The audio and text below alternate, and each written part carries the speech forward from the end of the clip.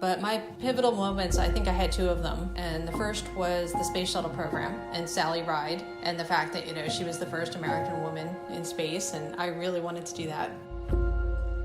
But the second was the Voyager flybys. And while I don't really have memories of the Jupiter flyby, I distinctly remember the Uranus flyby in 1986. And getting these images of these alien worlds, these funny moons, all different colors, all sorts of things going on there that we didn't understand. And really that cemented for me, I wanted to study space science. There was no other question, that's what I was going to do.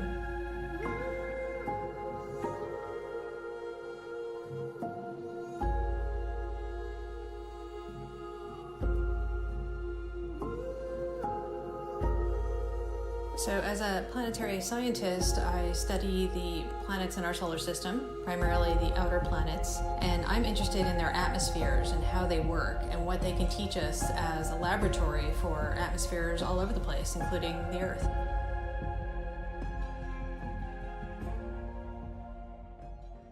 My background is a little interesting. I actually originally wanted to study Mars geology. But when I started my graduate school career, I had an opportunity to work on Jupiter data, particularly with Hubble, calibrating some of the early images before Hubble had its corrective optics, right before the Shoemaker-Levy 9 comet impacts into Jupiter. And then we had this great encounter where we had all these commentary pieces hitting in, but it was a new camera on Hubble after the corrective optics. So, wow, all these great new images. And I kind of got sold into, this is really what I want to do, study the atmospheres of planets. Hubble Space Telescope's been looking at Jupiter for the past 25 years, and this particular image taken just a few days ago, we can see the dynamic cloud bands, all the swirling clouds and colors on Jupiter, of course, and the Great Red Spot. But we also see wave features and smaller storms in the atmosphere, so we're learning a lot about Jupiter's weather, basically, by doing these Hubble observations.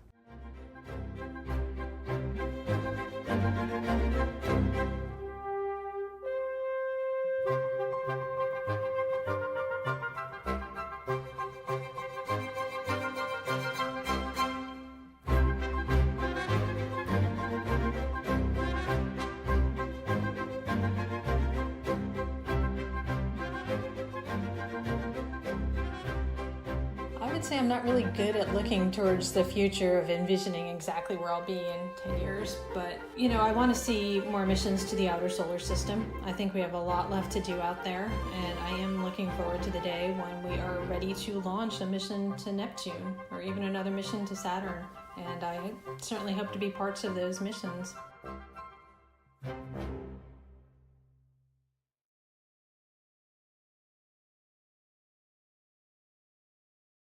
To categorize them and make a list so that he would never be distracted by them ever. Thus began the Messier catalog.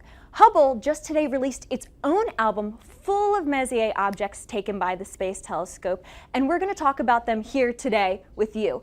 Make sure to send in your questions and we'll answer them at the end of the show. But I'm going to introduce you to some very special guests. So today we're joined by Michelle Fowler and Kevin Hartnett. Thank you both for being here today. Hey, yes, great to be here. All right, we're going to jump right on into it. Who is Charles Messier and why is his catalog so cool?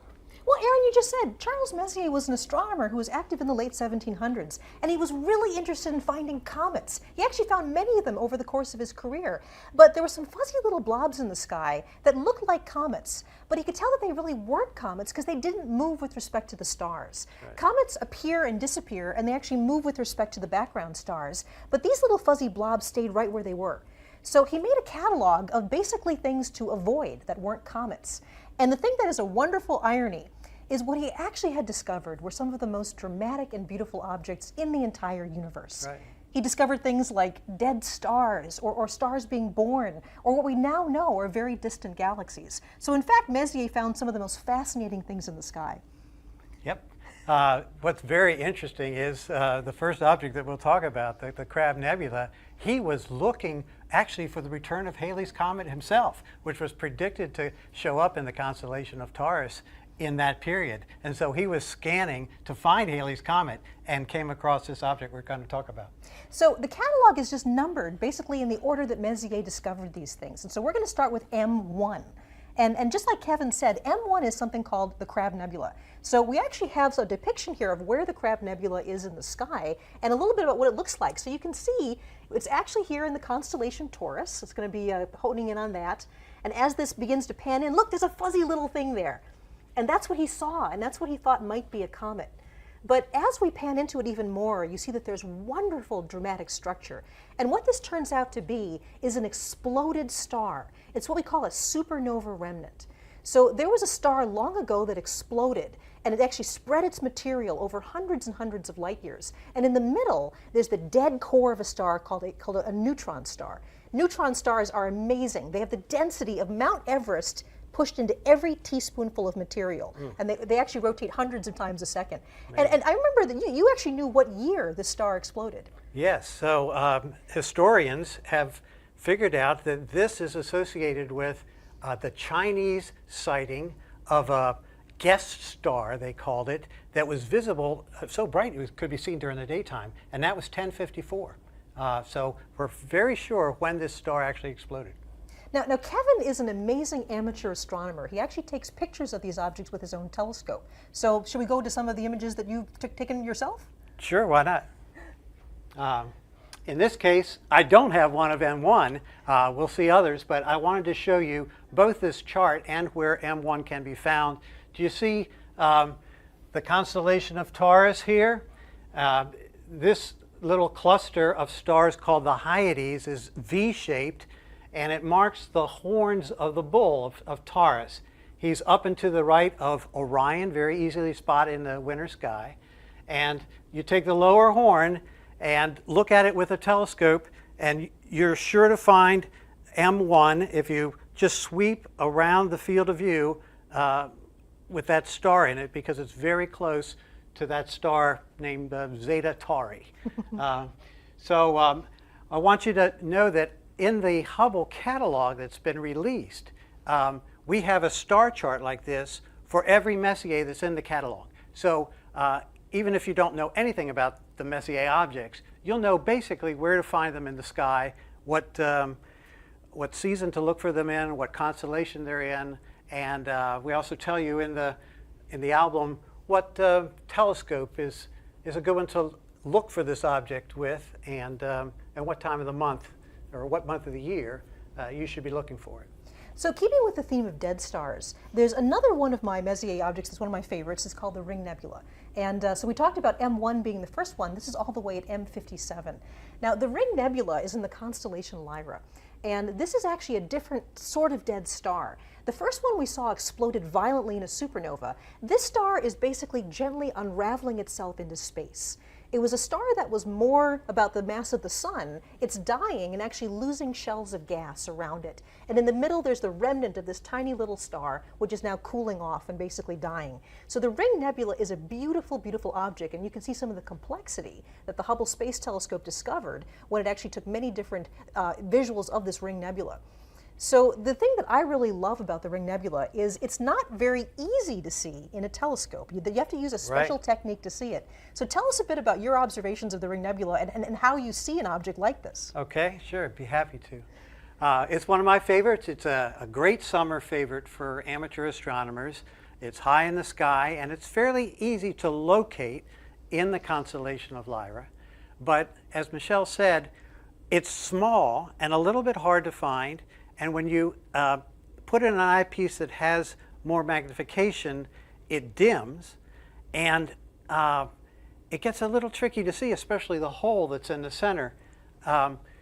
What you have to do, and this is a trick that we amateurs use, is look to the side of the object, because the edge of your eye is more sensitive to light than the center is, oddly enough. You have rods and cones in your eye, and the rods are along the edge. So at night, your peripheral vision is better than your center vision, and you can see things that move. So as a trick, we get the object in the telescope and then look to the side of the object and wiggle the telescope a little bit, and you can actually see it better when you do that. Especially the hole in the middle, it looks like a big smoke ring in the sky when you use those tricks. Now you won't see the center star because that's pretty faint, and although I took this photo with just general DSLR and a modest telescope, the camera is more sensitive than your eye, and so it can pick up on the star. You'd need probably a 14-inch telescope to see that star. So we're going from the theme of dead stars to something now very different, and that's the birth of stars. Messier actually discovered things that represent all the different phases of the life cycles of stars. So we're going to start talking about young stars. Yeah, and while we walk over to talk about the young stars over here, I wanted to remind everybody to continue to send in your questions. We're getting some really great ones. We're still here at Goddard Space Flight Center talking about Hubble's Messier catalog, and now we're going to be talking about dead stars. So take it away. I'll get out of your way. Well, that's right. These are stars that are being born. The next object we're going to talk about is one of my favorites in the sky. It's like an old friend returning every time the fall sky rolls around, and that's M42. This is the Orion Nebula. And as you can see in this wonderful animation, what the Orion Nebula really is a giant cloud of dust and gas. And inside it, there are stars forming that are lighting up this cloud. And there are actually 4 very bright stars at the very heart of the nebula called the trapezium cluster. And these stars are actually larger than the sun, more massive than the sun and brighter. And the light from them is lighting up the whole area that we know of as the Orion Nebula. To me, this is one of the most beautiful images ever taken by Hubble. It's not only beautiful, but it's very dramatic when you think about this is a cloud of dust and gas, many, many hundreds of light years across. And inside it, there are dozens, if not hundreds, of new stars forming right now. So this is a beautiful object, and I have to say that the image you took of this is spectacular. I mean, you are an amazing astrophotographer. Let's take a look at what you got with this one. Well, it is one of my better efforts, but they're all work. And I want to really communicate that taking pictures is another aspect of astronomy that's enjoyable, has its technical challenges. But I've spent most of my life observing these things with binoculars or a telescope, and it's as much fun. It's probably more fun than trying to take pictures of them, which is just hard. So here you see an image of Orion Nebula, and I want to point out the contrast between this one and this one. It took Hubble about 500 different pointings, mosaics, stitched together to form this image. Because Hubble zooms in, it has such high magnification, it zooms into a smaller part of the object. This could all fit in the field of view of my telescope. When you're looking at this object just with a telescope and not worried about taking pictures, you want to look for it beneath the 3 stars that form Orion's belt, the sheath for his sword, if you will. Right in that area, from a dark spot, you can see a faint cloud. And put a telescope on it, and you can see there, right there is an image of where M42 is. Again, this is on our website, so you can find these for all the Messier objects there. But you put a telescope on it, and you can see this trapezium, 4 little stars in a trapezoid shape, and enjoy the dark and light bands of this nebula. It's truly spectacular. Messier actually found a number of examples of young stars. In the case of the Orion Nebula, the stars are still forming in this cloud of dust and gas. But then there are other stars that are a little farther along that have actually moved out of the clouds they were born in. And in many cases, just the radiation and also the particle winds coming off these bright young stars blows away the cloud. And so the next thing we're going to is an example of a young cluster of stars. Stars that have all formed probably in the last at least tens of millions of years. It doesn't sound very young to us, but for stars that they are. And this is a cluster called the Pleiades. And the Pleiades is a wonderful thing to see in the autumn and winter sky. It always is wonderful for me because I know that wonderful, beautiful autumn sky is rolling around. These images look very different. So here's the image that you took of this young cluster of stars. And in fact, the Hubble image is it's so much resolution and so much focus, it's only a tiny part of your image here. Right. So compare the Hubble image that we have here with what you were able to see with the Pleiades. So it's a very tiny portion. The Pleiades is a naked eye object, and it's somewhat like 3 or 4 times the size of the full moon. So it's very big on the sky. This image taken by Hubble of part of the gas and dust surrounding these stars is right in between this bright star called Meropa and these 2 little stars next to it. So it's a very, very tiny portion of the actual Pleiades. Pleiades is also known as the Seven Sisters. A lot of people mistake it for the Little Dipper because it has this dipper shape. And with your eye, you really only see 6. You know, there's this legend of the missing Pleiad because you don't see 7. But this cluster is also known in Japan as Subaru.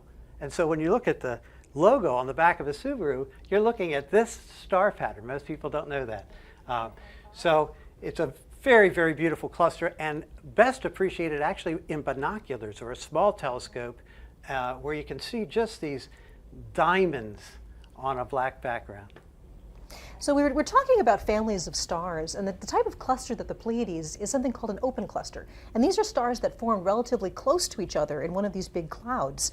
But the sun was probably in a cluster like this billions of years ago. But over that time, we've been around the galaxy so many times that just the gravitational interaction between the stars has peeled off all the other members of our star cluster. We don't really know where in the sky our brother and sister stars are. So an open cluster is a family of stars that all form together. And actually, we're going to go over and talk a bit more about some different families of stars now. Yeah, and once again, while we're walking over, I just wanted to remind everyone to keep sending in your questions. I'm getting some really, really great ones. And we're here at Goddard Space Flight Center talking about Hubble's Messier catalog. So continue sending in your questions, and I'll let you guys talk about clusters. Thanks, Aaron. So here's another example of an open cluster. This is M11, which is also called the Wild Duck Cluster. And as I said before, open clusters are stars that formed together relatively recently in the last millions or tens of millions of years and are slowly peeling apart over time. So this is another one that you have a very different image. Hubble is taking sort of a picture here of the heart of this cluster, and then you have a picture of the larger cluster so people can see that. Right. Neither one of them look much like a wild duck, do they? But if you had a small telescope or a pair of binoculars and looked at this object, which is in the summer sky in the Milky Way, you will see a V-shaped grouping of stars. The brighter stars are V-shaped and reminded the early observers of a flight of ducks or geese that are characteristically, you know, flying in a V. When I look at this, and this is one of my favorites too, you notice right away, and so did Messier. He wrote in his catalog about this, that there's a very bright star in the center of the cluster. Hard to make out here because it just gets lost with all the others. But it's very, very noticeable when you look at it for the first time in a telescope. This amazing grouping of stars and this one bright one right in the middle. Now I find this cluster is particularly fun to look at in higher magnification, and I like to use a zoom eyepiece. So I look at it at low magnification and the stars are really tight, and then as you twist the eyepiece it zooms in and you see just hundreds more. It's a remarkably beautiful open cluster, and there's something like, hundreds of stars in the cluster. That's right. Now, an open cluster can have dozens or hundreds of stars, but there are actually much larger star clusters as well. And certainly the largest ones that are in our own galaxy, the Milky Way, are called the globular clusters. And we have an absolutely spectacular picture of a globular cluster here. This is the globular cluster M15. So this is the 15th thing on the list of things that were not comets. Right. And this is actually a cluster of stars that contains millions of stars. Now, astronomers believe that globular clusters are actually ancient clusters. They probably formed very early on in the lifetime of our galaxy. And if you think about the Milky Way galaxy, we live in a spiral galaxy that's kind of shaped like a frisbee. It's a disk of stars and gas and dust. But the globular clusters actually orbit around the entire galaxy, almost kind of like a swarm of angry bees. They're going all different directions around the Milky Way. And in fact, globular clusters were one of the first ways that we discovered our own place in the Milky Way. It turns out that we're nowhere near the center of the Milky Way. We live out in the suburbs, about 3/4 of the way out into the disk from the center. So that's a long way from the middle of the galaxy. And all of these globular clusters orbit around the center of mass of our galaxy. So astronomers a long time ago realized that most of the globular clusters were in one half of the sky, and there were fewer on the other half of the sky. And that's because we were looking from a vantage point of being very far out from the center of the galaxy. So whenever I see globular clusters, I'm really aware of the place, the role that they had in actually giving us a map as to where we are in the galaxy. And it's really a good thing that we're not on a planet inside a globular cluster, because we wouldn't see much of the sky at all, right? it would be like daytime all the time. You just look at all of those stars packed into that little area. Yes, so it's very good for observing that we are where we are. So you've got another great image here. Yeah, so this image is fun because I took it 2 nights ago, right? And I took it with a very small telescope. But it's in the constellation of Pegasus, the flying horse, which if you go out into night sky, will appear as a square. They call it the square of Pegasus, very prominent square in the sky. And I like to consider it like a baseball diamond because it's oriented that way. And this object is located off first base. So you go up to first base and there's an L-shaped string of stars. It's right at the tip of the L. Very easy to find. Right there. There you go. Yep. So we've been talking about families of stars, the star clusters, and in fact the largest families of stars in the universe are the galaxies. And these are families of stars that include hundreds of billions of stars. So let's talk a bit about some of the galaxies that we're looking at. Yeah, and actually while we walk over to the biggest screen in the room, we'll talk about the biggest objects, right? So I just wanted to remind everybody once again that we're here at Goddard. We're talking about Hubble's Messier objects. And please continue to send in your questions. We've got a ton of good ones, and I'll let you talk about galaxies now. Sounds good, yes. Right, so we're going to end with looking at some of these beautiful spiral galaxies. And the first one we're looking at is something called the Whirlpool Galaxy, which is known as M51. And the Whirlpool Galaxy is a spiral galaxy about half the size of our own Milky Way, and is actually at a distance of about 23 million light years away. So you can see here in this beautiful Hubble image the detail on the spiral arms of this galaxy. The dark areas are actually lanes of gas and dust where new stars are forming inside that right now. And in fact, whenever you see red areas along the spiral arm, that's active star formation. That's where young stars are still embedded in the dust, and they're actually lighting up the dust and making it glow red. It is an absolutely beautiful spiral. So the thing that's amazing about this is it actually looks quite different through a telescope. And some people might be disappointed, but I still think it's a wonderful thing to look at. So tell us a bit about what it's like to observe a beautiful galaxy like this. Okay. I'll tell you, it's fun to glimpse these things, even if you're not seeing them particularly clearly in the night sky. There's a connection you feel with the universe by looking at the light of these things with your own eye. So just like Messier would have seen this, it was a smudge.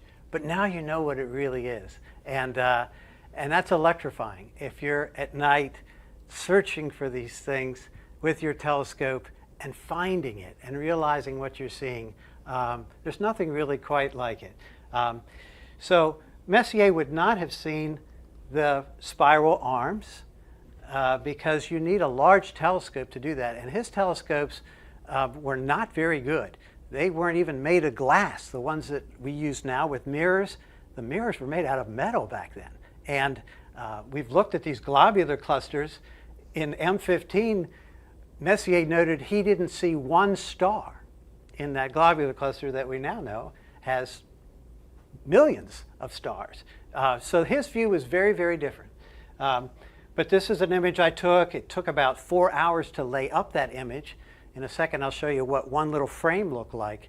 But this object was not seen by Messier at the time. It's a neighboring galaxy. He only saw the very core of this, and it looked like a little blob. So the thing is that even if your telescope image doesn't look like this, it's still wonderful to think that the light you're looking at, even when you see a little smudge on the sky, in this case is 23 million years old. 23 million light years away means the light took that long to get to us. So when you see this beautiful galaxy as just a smudge in the sky, that light left long before there were humans on the Earth. So you mentioned you're going to show us. So this is what you might see through even a large telescope. Yeah, well, this is taken through an 8-inch diameter telescope, and it took, I'm trying to remember now, about 3 minutes or 4 minutes to lay up this particular image. And you see you get all the light pollution, right? The sky glow in the background too. And the trick that amateurs use is to stack all these up, line them all up. And so I took, 4 hours of 3-minute exposures, and you can get software free off the web now to align them all and stack them up, and then you learn some about processing. Honestly, although I don't want you to think that you're going to see these marvelous images, the pictures like from Hubble or even my telescope, by looking through the eyepiece.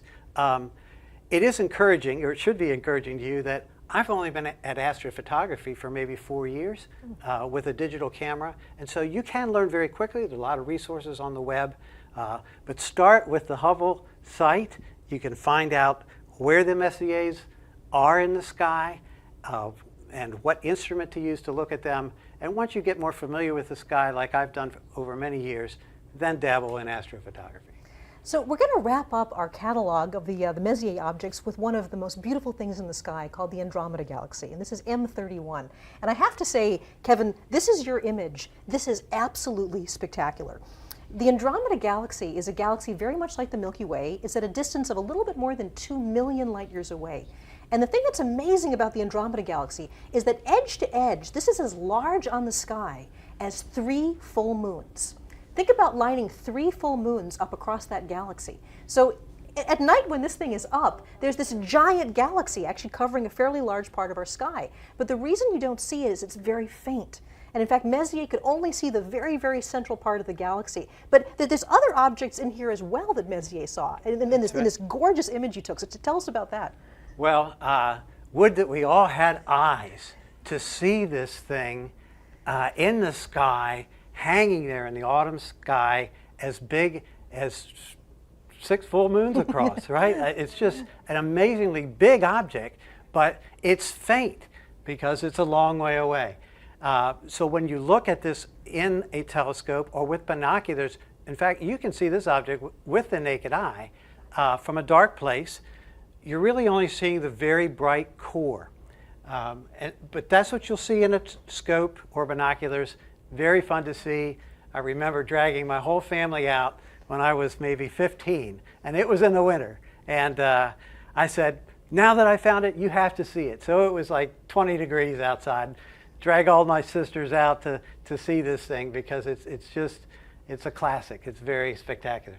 This object, Messier also found, probably within the same night that he looked at M31. This is called M32. Again, very easy to see because it's so close to M31. And it looks like a slightly out of focus star.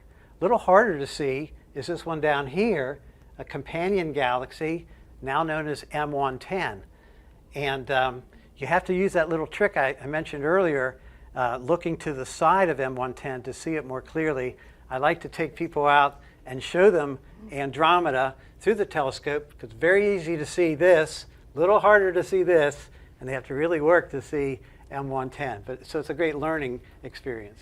So going to the Hubble image of Andromeda, this is something that's kind of mind-blowing. Hubble is so powerful, it can actually see the individual stars in this galaxy 2 million light years away. Now, this galaxy contains hundreds of billions of stars. And when you look at this image, there's kind of a graininess to the image, and that's real. These are all individual stars that Hubble can pick out. Now, the amazing thing is it took Hubble over 400 different pointings to stitch together this giant mosaic of Andromeda. And in fact, Hubble only had the time to image about 1/3 of the galaxy. So think about that. More than 400 Hubble images all put together in a mosaic to cover just about 1/3 of the Andromeda galaxy. So it's an amazing thing to see and an incredible Messier object. So hopefully in talking about these wonderful objects you can see in the sky, things like dead stars, stars being born, galaxies, star clusters, you might want to go out and actually look at them yourself. And this is where Kevin is the expert. He's going to talk to you a bit about what you can do to actually go out and make your own Messier catalog. So you've brought some telescopes here. Let's go over here and take a look at this. So I should probably start here. Because from a dark sky, you can see most of the Messier objects with a good pair of binoculars. From the Washington, D.C. area, maybe a quarter of them.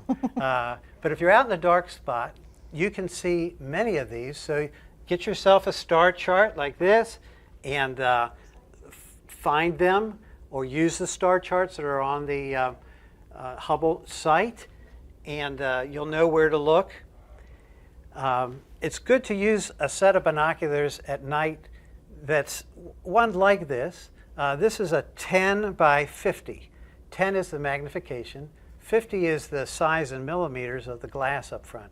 Most of us have 7 by 35s at home, and they're great for terrestrial viewing, looking at things in the yard or whatever. But you want a little more power, and you want to gather more light because the stars are faint. So you want this lens to be as big as you can hold steady. That's the other caveat, right? So if you get too heavy a binocular, you can't hold it steady and you won't get a very good view.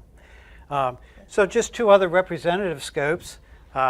You might be fascinated to know that the beautiful picture of Andromeda that I took and the one of the Pleiades was taken with a scope almost exactly this size. It wasn't this particular one, but I had it mounted on the back of a larger scope and a more expensive mount that was tracking the stars because, again, had to lay up these time exposures. But you can enjoy the Pleiades and the Orion Nebula and M31 all as beautiful objects in a scope this size. Our website says for each individual object, it's best seen or can be seen with a large, medium, or small telescope. This is what we mean by small, up to 3 or 4 inches. Medium would be more in the class of a 6 to, say, 10-inch diameter telescope. The size of the lens, again, is the size of the, it's what's collecting the light. So think of it as your eyeball. Imagine your eyeball being 8 inches wide. You collect a lot more light. And then larger scopes, which didn't have room on set to bring in here, can be 10, 12, 16. Some amateurs have 20-inch telescopes, great big things. But they get obviously difficult to move around. Each has their own price range and pros and cons. Read up on a website that describes telescopes before buying one. And really, I recommend learning your constellations, finding the Messier objects with the binocular, and then stepping up as your interest continues. Here's a zoom eyepiece that I was mentioning before. So you just twist it and it magnifies, so you don't have to keep reaching for different eyepieces. If you do want to do that, there's many different types, and it just makes it easier. I find it easier to just zoom in. Interestingly, Charles Messier, he looked through about every telescope he could get his hands on, and they weren't very good. And they didn't have eyepieces. The eyepieces they had weren't replaceable, I should say. They were a fixed magnification.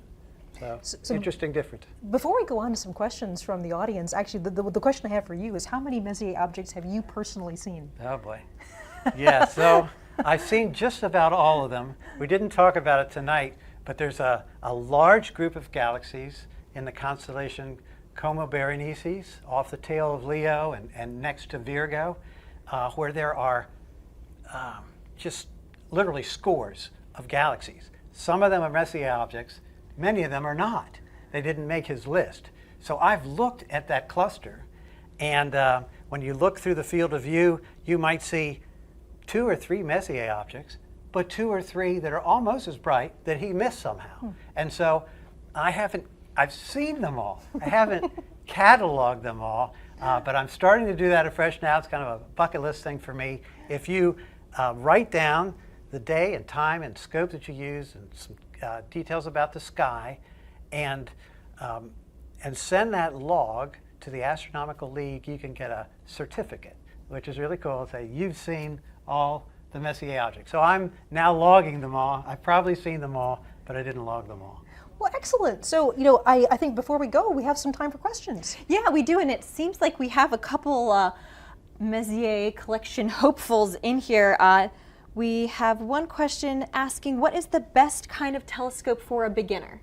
While we're over here, we might as well start with the telescope questions, yeah? Yeah, so the best answer I've heard to that question is one that you will use, okay? So it can't be too heavy, it can't be too complicated, it can't be too expensive, right, if you're just a beginner, because you want to get your feet wet, right?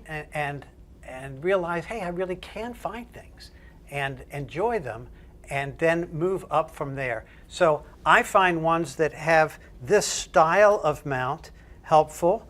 It's called azimuth and elevation, and so it's very intuitive to just swing it around and bring it up and look for your object in one of these types of telescopes. So I I think this is a good choice, not maybe this big, but an azimuth elevation kind of mount on the telescope.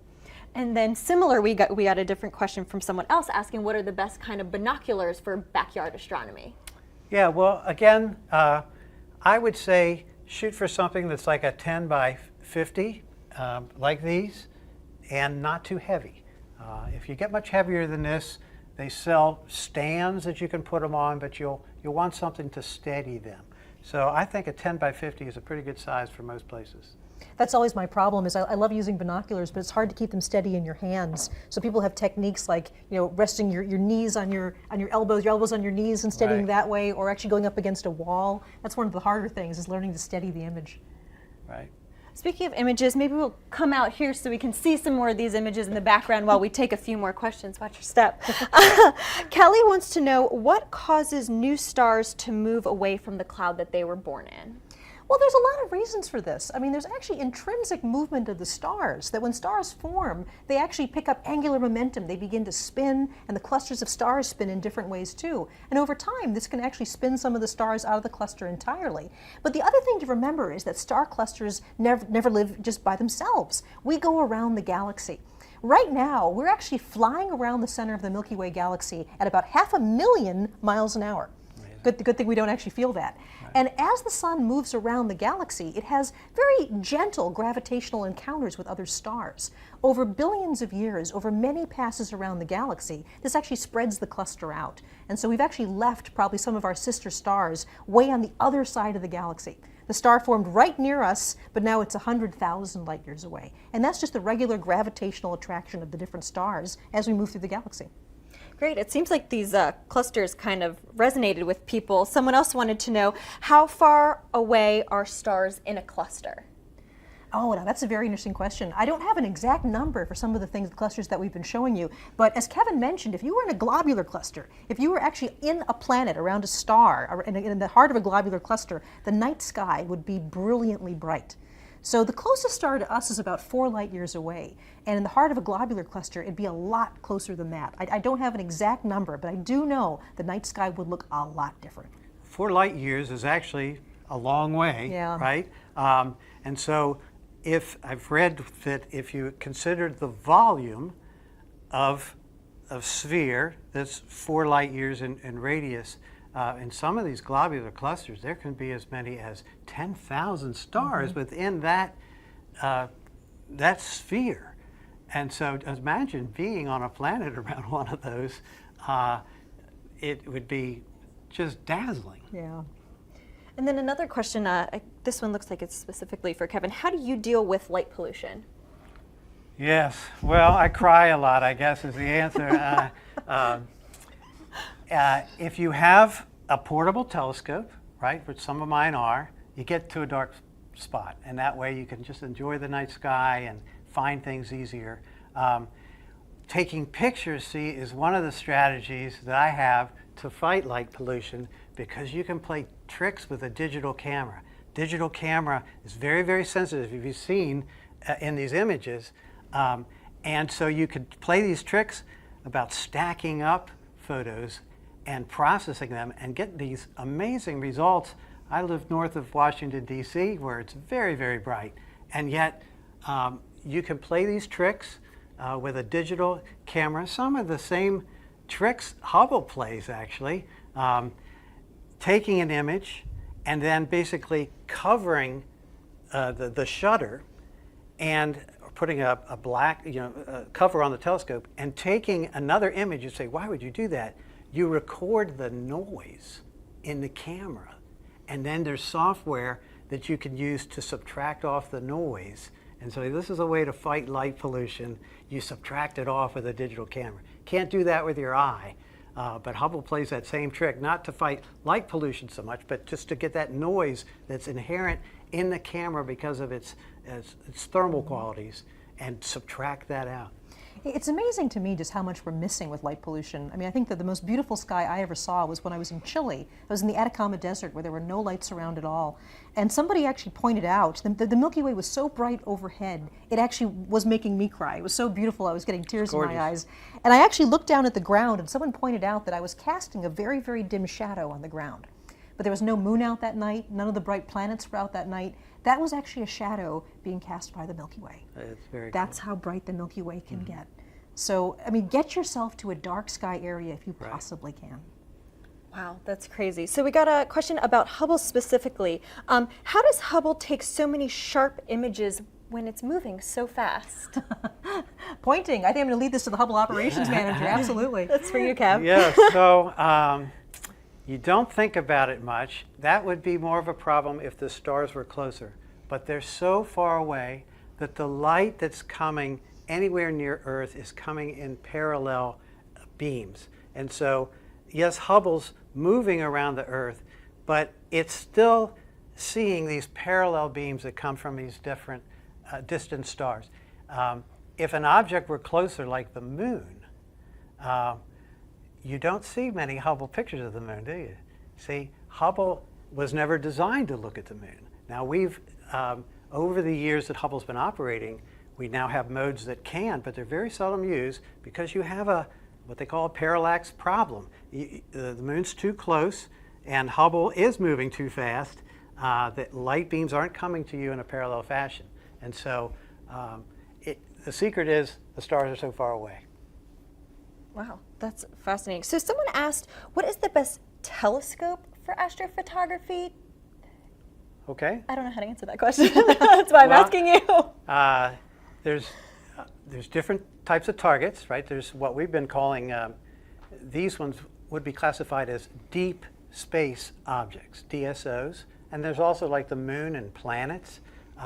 You would want a different type of telescope to do lunar and planetary work than you would for deep sky objects. And so that's part of the answer. For deep sky objects, I think most websites that I would go to, people more experienced than I at this, would say get a medium-sized refracting telescope. That's the type that has the lens up front with fairly short focal length, and that will probably do the best for you for these things. Lots of reasons why, but those kind of telescopes can range from the $600 one that I bought to $6,000, so you kind of go with your budget too. And so much of it appears to be in the way you process the images. I mean, like your image of Andromeda was spectacular. I mean, I remember when I first saw it, when we were rehearsing for this, I said, that's something that like the Mount Wilson telescope would have taken 100 years ago. That would have been like the best astronomical image in the world. But here you did this out of this small scope. Yeah, there it is. Right here. And so that has to do a lot with what you do with the imagery afterwards, too. So true, yes. The more you stack, the more signal to noise you get, and the more you learn about Photoshop and these other processing techniques, just the better you get at it. And I really consider myself a baby at it. This, again, was about a 4-hour exposure, and many times more than 4 hours in processing. And you've only been doing this for about 4 years. Yeah. Again, it's because there's so many resources online. We're bringing you the Hubble Messier catalog online with all its information. There's lots and lots of helpful resources out there about astrophotography. The Messier catalog is such an inspiration to me because, sort of wrapping it all up again, we talked about avoiding these things that aren't comets, but instead it turns out to be the catalog of wonders. I mean, everything from dead stars to baby stars to these vast galaxies that you took a picture of. Well, in some strange way, we have Charles Messier to thank for all that, even though it wasn't what he was looking for. Yes, he found 13 comets on his own, remarkable for the instruments he had, and operating from the center of Paris. Can you imagine it? In an observatory there. And he co-discovered 7 others with his friends. So the man found 20 comets in his lifetime. Very, very remarkable for the instruments that he had and the place that he was doing it from. Try to even discover one from the center of Paris right now. Pretty hard to do. Yeah. Are you ready for another question? Sure. Alejandro wants to know, what are your favorite locations for stargazing? I guess I can ask both of you that question. Well, I just mentioned the Atacama Desert, but that's kind of hard to get to. So, you know, it is amazing to me how much you actually can see from a relatively dark backyard. If you can get yourself to an area with a nice clear horizon, you know, I've seen comets through small binoculars. You know, I've seen small telescopes where you can see the rings of Saturn. Saturn in particular is an object, I mean, obviously a lot closer to us than the Messier objects are, but this is one of the things where if you're a little disappointed by the Andromeda Galaxy just being a smudge, when you see Saturn and its rings right there in front of you, and the moons of Saturn as well, that's something that just floored me the first time I saw it. It looked like somebody had taken a picture of Saturn from a textbook and just kind of pasted it on the end of the telescope. So some of these objects are actually very easy to see. They're very bright, so you don't need a dark sky to see them. Yeah, that's right. The moon and planets, in even a very modest-sized scope, can be a unforgettable experience. As you mentioned, seeing the rings of Saturn, I've been at so many star parties, we call them. We have telescopes out and have fun with the heavens. It's so fun to see people see the moon or the planet Saturn or Jupiter with its moons and bands for the first time. They never forget it. I never forgot it. That's really what got me into astronomy many, many years ago, seeing Saturn. There's a connection with the universe that you feel, and it's really unforgettable. But where would I go? Around here, I have a brother-in-law that lives down in Virginia in the mountains, and so that's a good spot to go. And the Eastern Shore is a pretty good dark spot with nice horizons, so you can see things from horizon to horizon. But if I were going to pay money and go someplace, it would probably be Chile or someplace like that, or Hawaii, to be on the top of a mountain where all the other great telescopes are, and observe from there. And one thing I have to say is take advantage of your local amateur astronomy societies, because pretty much wherever you are in the United States, there's a local club where if you don't know what sort of telescope you'd like, if you don't know how to use a telescope, if you don't know where the nearest dark sky areas are around you, your local astronomy club will know these things. That's right. And they are an incredible resource. And as a professional astronomer, I would go to these large observatories and people would type the coordinates into computers and I would make my observations. I often feel that the amateur astronomy community are the real astronomers. They're the people that really know the sky like the back of their hand. Right. Amateur astronomy groups will also love to show you their telescopes. And so you can try before you buy if you go to a club. And that's also helpful. Great. It's kind of like asking someone about their job, asking someone about their telescope. They can talk for days and days, right? So unfortunately, we only have time for one more question. We're going to keep answering some of your questions on Facebook as they're coming in later on, but unfortunately we only have so much camera time. So one more question. What is your favorite object you viewed through a telescope? Oh, it's like choosing between your children. Yeah. Oh, wow. Okay, so I guess, well, we just mentioned Saturn. So, I mean, I think that probably actually is my favorite. In the southern sky, there's something called the Carina Nebula. And the Carina Nebula is an area where you can see star birth and star death all happening at once. There are young clusters of stars, and then there's a star called Eta Carina, which is actually very close, we think, to blowing itself up in a supernova explosion. This part of the sky has these vast bands of dark dust and bright gas.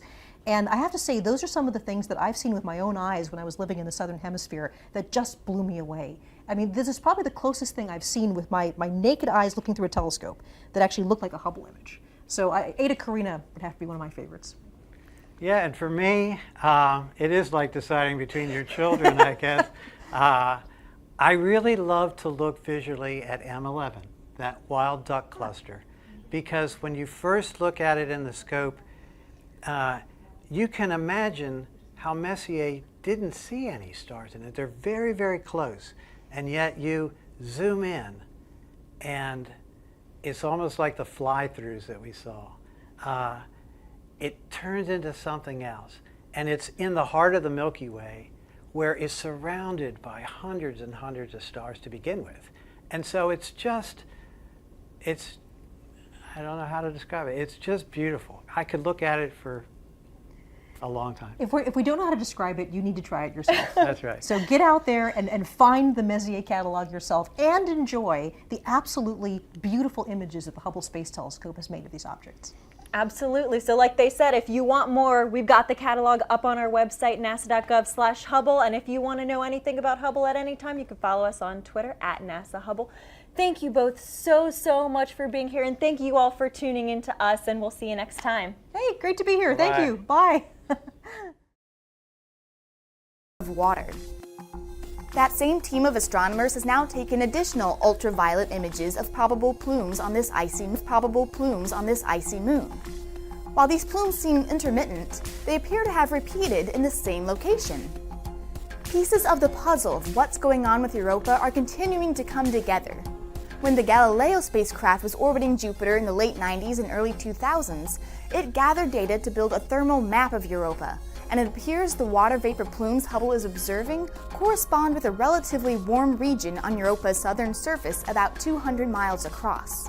This thermal anomaly the Galileo spacecraft observed suggested geologic activity was happening in this location, a conclusion now further supported by Hubble's recent observations of water vapor plumes.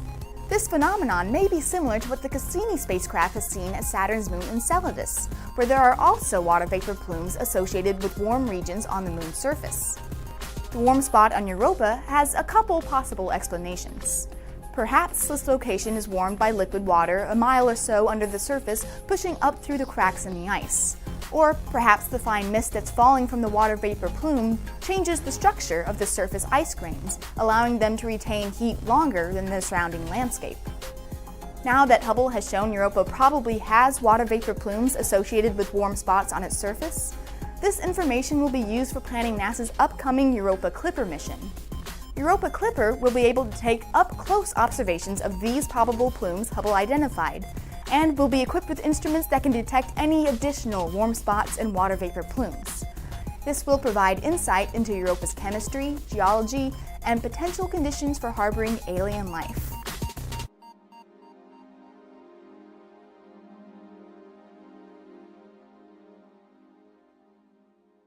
Live stream. My name is Elizabeth, and I'm here on behalf of the Hubble Space Telescope outreach team at NASA's Goddard Space Flight Center. Today, we're so excited to share newly released Hubble images of 30 beautiful celestial objects in honor of Hubble's 30th anniversary year. We're live now on Facebook and YouTube, so feel free to comment your questions, and we'll try to get to them later in the show or afterward on social media. So this has been quite the landmark year for the Hubble Space Telescope, which has been orbiting above Earth's murky atmosphere for 30 years, since April 1990. Hubble continues to bring us stunning discoveries and images of our universe. Joining me today, we have Hubble's Senior Project Scientist, Dr. Jennifer Wiseman, and Deputy Director for Science Communication, Dr. Michelle Thaler. Let's go ahead and take a look at some of these new images now. All these objects belong to something called the Caldwell Catalog. These images are really gorgeous, aren't they? So the Caldwell Catalog includes galaxies, star clusters, and nebulas, which are clouds of dust and gas in space. Let's go ahead and jump right in. First up, we have an image of Caldwell 45. Caldwell 45, this is a gorgeous spiral galaxy, and it has something called nuclear rings. So Jennifer, can you explain what that means? Sure. So this galaxy, just spectacular in this image, is showing off its big spiral arms, which you can see reaching around the outer parts of the galaxy. You can see a lot of dust in these spiral arms, and you can see these kind of purplish hot spots. These are regions where star formation is particularly active, and the bright light from those massive stars is ionizing the gas, giving us these beautiful colors. In the core, you see this glow of yellowish light. There's so many stars there that the starlight just kind of blends together.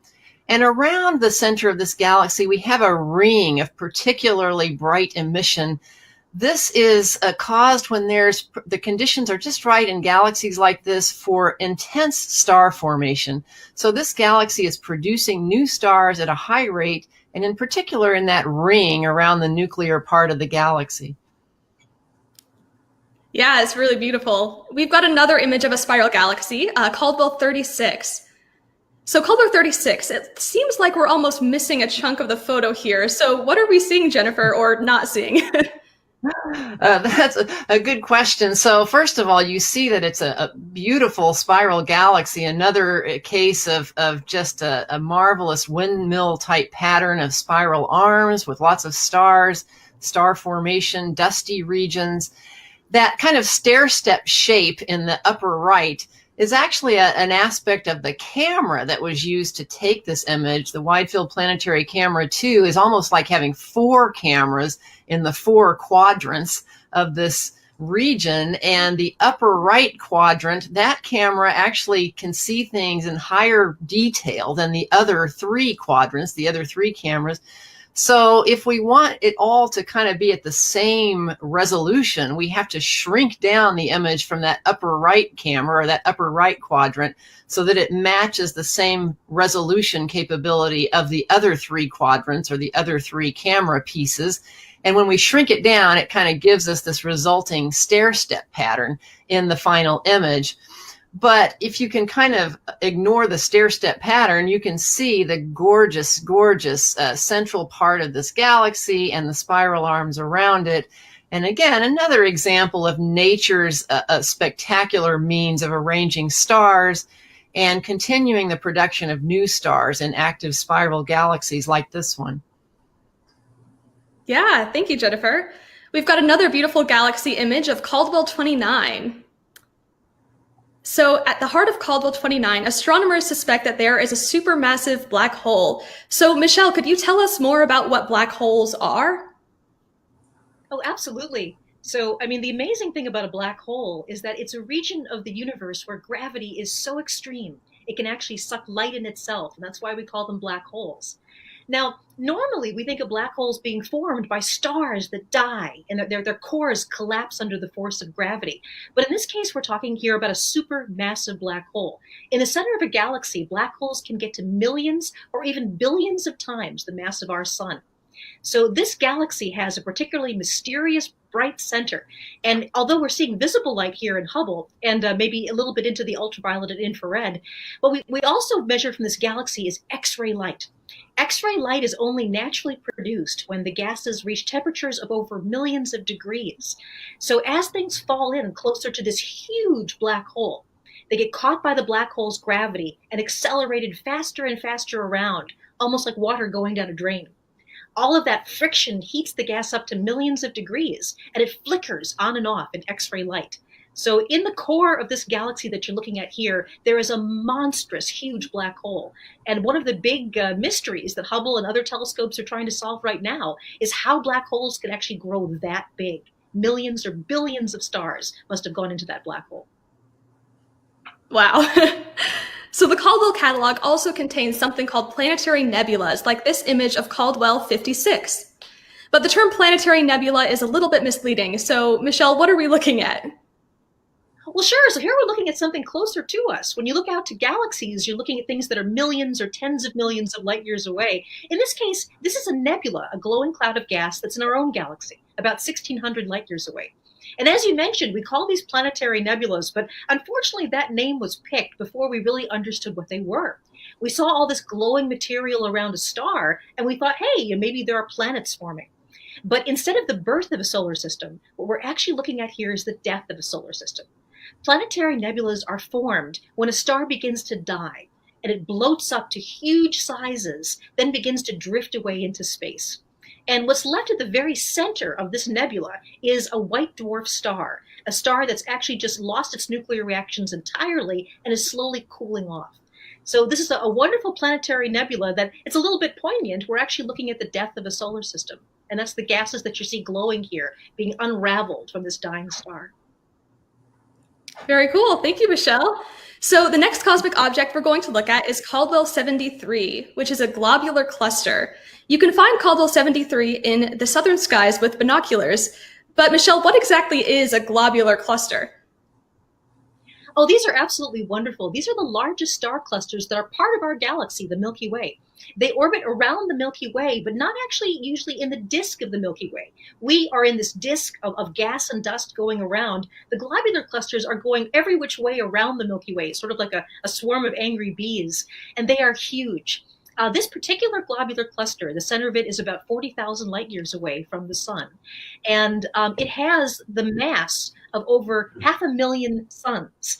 And because we think that most of the stars in this globular cluster are actually not as massive as the sun, that means it probably has 1 million stars or more. The amazing thing about these globular clusters is they're also very old. So this particular cluster we estimate to be a little bit over 9 billion years old. And when you think about the sun being somewhere between 4.5 and 5 billion years old, this is an old cluster indeed. So these clusters may give us clues about how the galaxy formed and even what the universe was like many billions of years before the sun and the earth formed. So it's absolutely lovely. I mean, doesn't it look like sort of scattered diamonds and jewels on black velvet?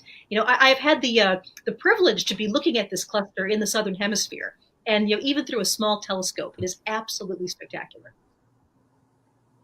Yes, it definitely is. Now, one of the coolest things about Hubble is that it can look at cosmic objects in different wavelengths of light. So let's take this image of Caldwell 52. Hubble was able to image this galaxy, this elliptical galaxy, in both visible light and infrared. So Jennifer, when Hubble is looking at an object in the infrared, what is that telling us?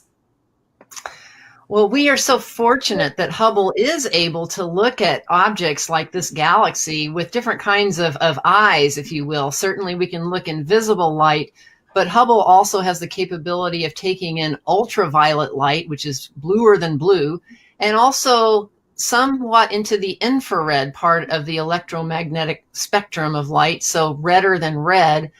When Hubble looks at visible light, it's capturing starlight in visible light, and also sometimes you can see regions where dust in the galaxy is blocking out some of that starlight. So you can kind of see the blockage there. When we look in the infrared part of the spectrum using Hubble's infrared capabilities, we can see more of the reddish stars throughout the galaxy and more of the emission coming from dust throughout the galaxy as well. Kind of the glow from dusty regions, heated regions. And if we can combine what we see in infrared light with what we see in visible light, we get a much richer picture of what we're seeing in that galaxy. We can learn a lot more. So in the Hubble image, you can actually see the infrared picture up in the top middle, the visible light in the bottom, and the combination of the two in the upper right.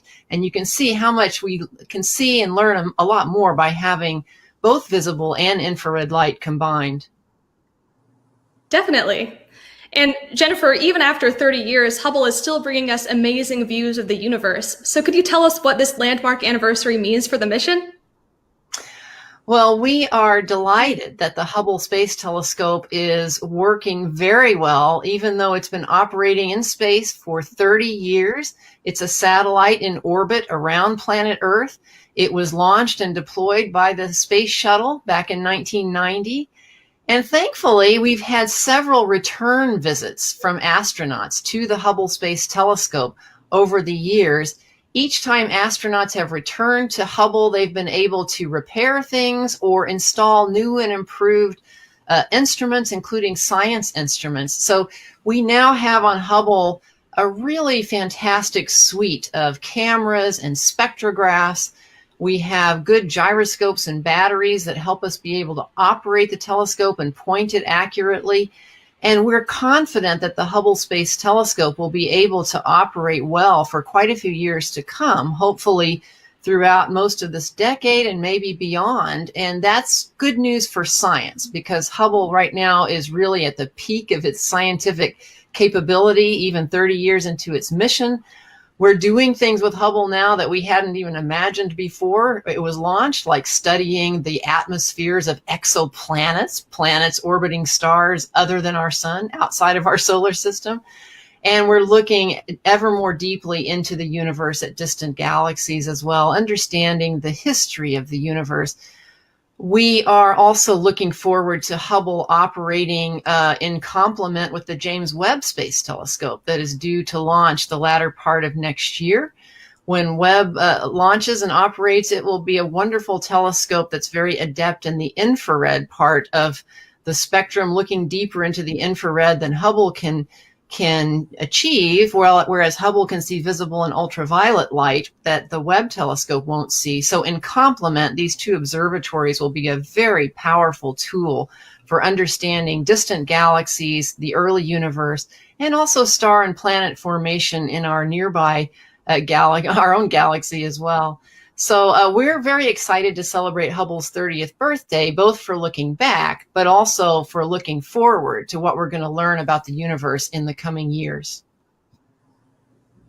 Fantastic. So if you're just joining us, we're live and talking about newly released Hubble images of objects from something called the Caldwell Catalog. The coolest part about the Caldwell Catalog is that you can find these cosmic objects in the night sky with telescopes, or sometimes even with just binoculars or your eyes. But what exactly is the Caldwell Catalog? Joining me now, we have Hubble's Science Operations Manager, Kevin Hartnett, and our lead science writer, Vanessa Thomas. They're also both amateur astronomers, which means they use their own telescopes to look at the night sky. So Vanessa, you were responsible for pulling together this collection of images. Could you tell us what the Caldwell Catalog is and what its purpose is? Yes, of course. The Caldwell Catalog is a collection of 109 celestial objects, galaxies, star clusters, and nebulas that, as you said, can be seen with amateur-sized telescopes, and sometimes they are bright enough that you can see them with binoculars or even the naked eye. And the collection was put together by a man named Sir Patrick Moore, and he was a British amateur astronomer and science communicator, and he put the collection together for fellow amateur astronomers to have some targets to look at with their own telescopes. He found these objects interesting and wanted to share his list with others, and it was inspired by a more famous catalog that was put together even earlier called the Messier catalog that was put together by a French astronomer, and that also included galaxies, star clusters, and nebulas that amateurs can see with their own telescopes. The difference between the two catalogs is that Messier's catalog included only objects that could be seen in the northern hemisphere, where the Caldwell catalog includes objects that can be seen in both the northern and southern hemispheres. So wherever you live in the world, you can see some of the Caldwell catalog objects. That's awesome. Thank you, Vanessa. So Kevin, speaking of finding these Caldwell objects in the night sky, you actually took an image of Caldwell 14, which is the double cluster in the constellation Perseus. Let's go ahead and take a side-by-side look of the image you got and the image that Hubble has. Both images look amazing. So could you tell us a bit more about them and how people could find Caldwell objects in the night sky? Sure. Well, Caldwell 14 is an amazing object, and this is a great time of the year to see it. It's located in the night sky between the constellations of Cassiopeia and Perseus, and is frequently called the double cluster in Perseus, and you can see why. With a small telescope from a dark site, you can see basically what I've imaged here. Two distinct open clusters of stars, each with hundreds of glittering members. It's really an unforgettable sight. If I could have the next graphic. This graphic shows the location of Hubble's image in the greater context of the double cluster. One thing stands out immediately. Hubble's field of view is tiny compared to the size of the double cluster. It would take Hubble Space Telescope hundreds of images all stitched together to form a big mosaic to capture all of Caldwell 14. This is one of the reasons why NASA is preparing the W-FIRST mission, because this space telescope with one shot will take all of Caldwell 14 with the resolution of the Hubble Space Telescope. Now, how do we find the Caldwell objects in the night sky? Well, if you don't have a motorized go-to telescope, you'll need different things. First, you'll need a good listing of the objects and some detailed star charts for where to find them. Now, these thankfully are easily available online or in an atlas or even in a phone app. Second, you need a dark spot. Get out away from city lights if you can, and let your eyes dark adapt to the night sky, and you'll begin to see those fainter stars and constellations that you can't see from the city location. It's helpful at this, in this regard, to go out on a night when there isn't a bright moon in the sky. Then you need to choose your optical aid based on the brightness and the size of the object that you're looking for. So again, you can use anything from binoculars like these 7x50s, which are great, or a small telescope like this 3.5 inch here, or for some of the fainter objects, something in a 6-inch class like this one here. So the final thing is really to remember patience and persistence. This is a treasure hunt. And imagine what it's like to see with your own eye in the telescope the light from a distant galaxy that's millions of light years away. It's really worth it. It's unforgettable. Thank you so much, Kevin. Before we jump into some audience questions, let's check back in with Vanessa. So Vanessa, there are more images and information about the Caldwell catalog online. So could you tell us more about what we can find on Hubble's website? Absolutely. If you go to nasa.gov/Hubble, you will find a link to our Caldwell catalog, and there you'll find some background information about the catalog and Hubble's images of these objects, and you'll see a gallery of all of the objects in the Caldwell catalog that Hubble has observed and we've released images of. And you'll see some of the new ones highlighted in new. And if you click on one of those objects, you'll get the full image. And you may even see more images than just one, because sometimes Hubble has seen more or taken more than one image of an object. And you'll find some information about that object as well as how to observe it. You'll see a basic star chart that'll give you an idea of where the object is located in the night sky, and it'll tell you what constellation it's in and what time of year to look for this object. If you look at the description, it'll give you more detail about whether it's in the northern hemisphere sky or if it's in the southern hemisphere sky, and whether you need a telescope or binoculars or if you can see it with naked eye. Great, thank you. All right, now we're going to take a look at some questions. We have one from Facebook. Okay, so what can Hubble tell us about elusive phenomena like singularities and gravitational distortions? Jennifer, would you be interested in that, or Michelle? Feel free to jump in. I can take a shot at it. We are able to see the effects of some of these unseen phenomena. So let's take dark matter, for example. We now know that the majority of mass in the universe is unseen. It's dark matter, but we know it's there because of its effects, its gravitational effects. One of those effects of dark matter is to actually distort space-time. All mass actually can do this. And if you have a lot of matter together, such as in a cluster of galaxies, there's a lot more dark matter than the visible starlight. And that can actually distort space-time significantly enough that when we look at that region with the Hubble Space Telescope, the light coming through that distorted region from a background galaxy will get magnified and distorted, stretched out. Sometimes we'll see multiple apparitions of that background galaxy. We call this gravitational lensing.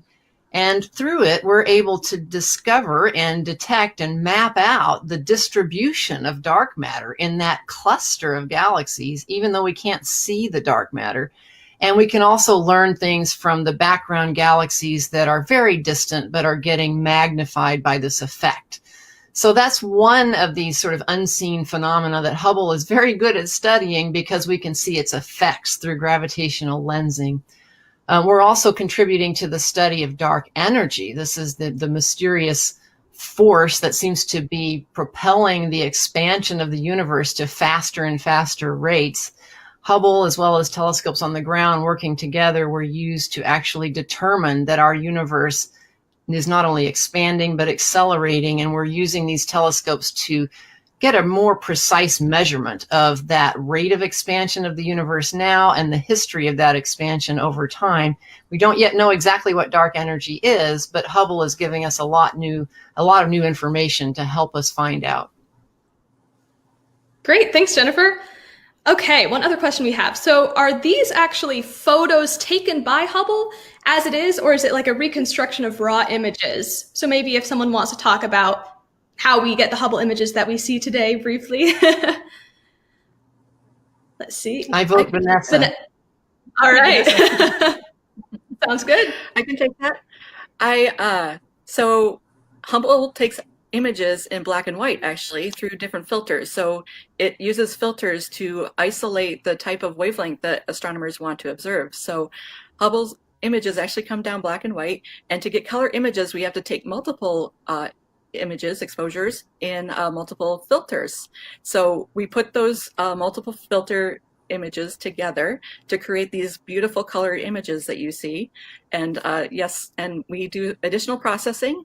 Sometimes Hubble takes multiple images of an object because maybe the object is too large to fit in the field of view. So we have to take multiple images to get the whole object or to get more of the object of interest.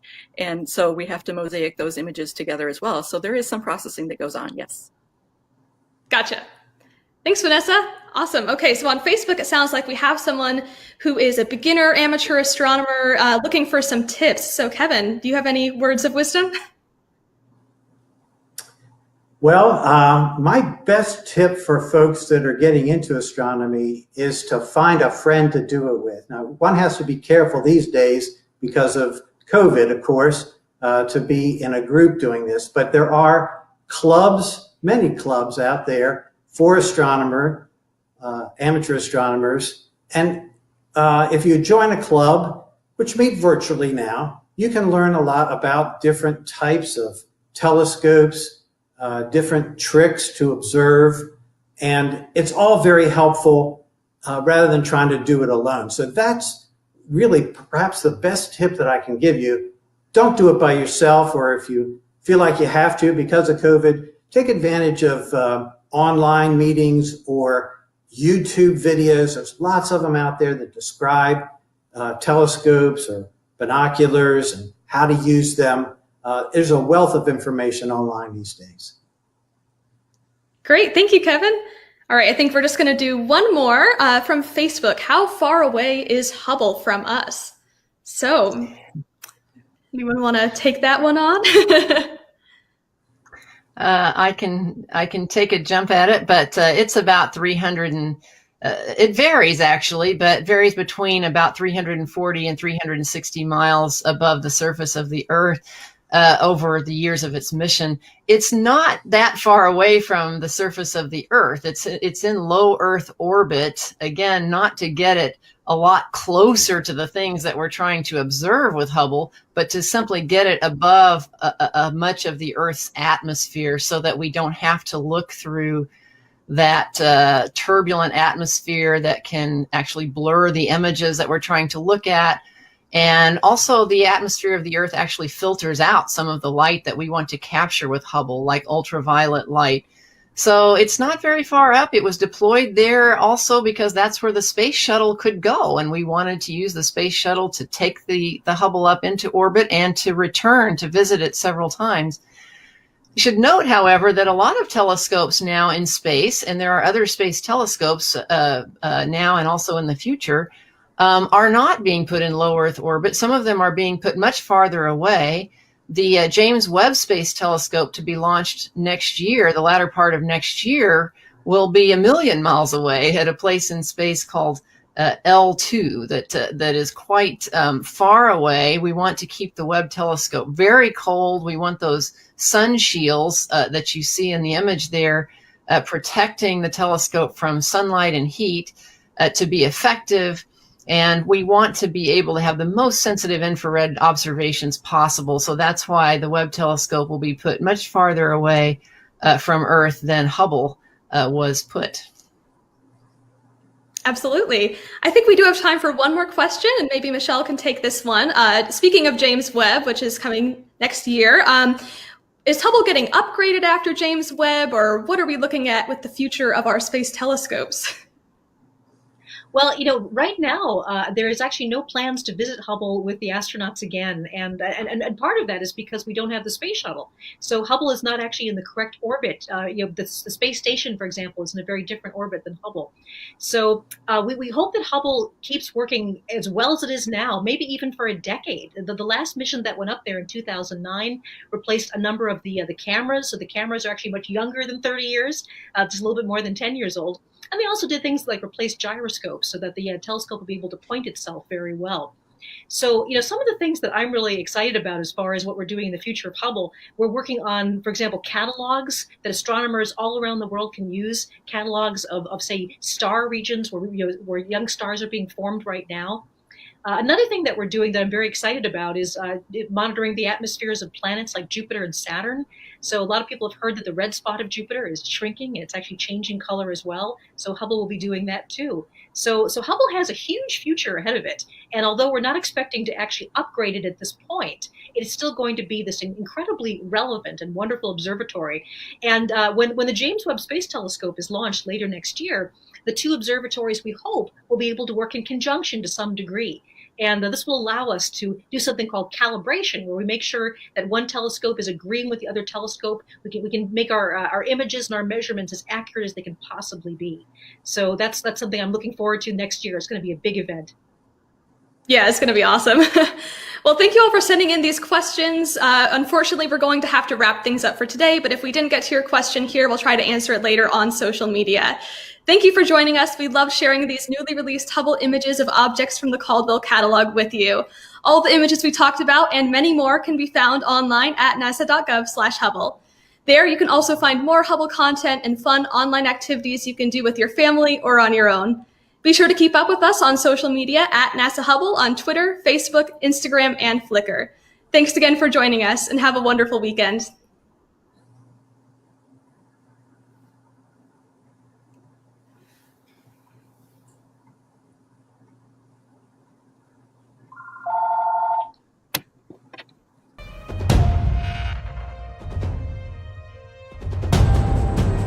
Since the retirement of the space shuttle, the engineering team is absolutely critical for Hubble.